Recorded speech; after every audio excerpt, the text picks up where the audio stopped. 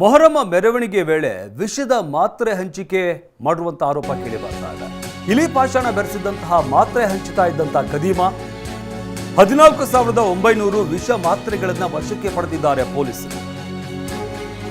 ಪೊಲೀಸರ ಗಸ್ತು ವೇಳೆ ಖತರ್ನಾಕ್ ಸಂಚು ಬಯಲಾಗಿದೆ. ಮುಂಬೈನ ಡೋಂಗ್ರಿ ಪ್ರದೇಶದಲ್ಲಿ ಆರೋಪಿ ಅಂಧರಾಗಿದ್ದಾನೆ. ಪುಣೆಯ ಫಯಾಜ್ ಪ್ರೇಮ್ಜಿ ಎಂಬಾತನಿಗೆ ಕೋಳ ತೋರಿಸಲಾಗಿದೆ. Hotel Management with AI. Join IIHM, International Institute of Hotel Management. ನೋವು ನಿವಾರಕ ಮಾತ್ರೆ ಅಂತ ವಿಷದ ಮಾತ್ರೆಯನ್ನ ಹಂಚಿದಂತ ಆರೋಪ ಕೇಳಿ ಬರ್ತಾ ಇರುವಂಥದ್ದು. ವಿಷದ ಮಾತ್ರೆ ತಿಂದು ವಾಂತಿ ಭೇದಿ ವ್ಯಕ್ತಿ ಕಾಣಿಸಿಕೊಂಡಿತ್ತು. ಪೊಲೀಸರಿಗೆ ಮಾಹಿತಿ ನೀಡಿದಂಥ ವೇಳೆ ಈತನ ಸಂಚು ಬಯಲಾಗಿದೆ.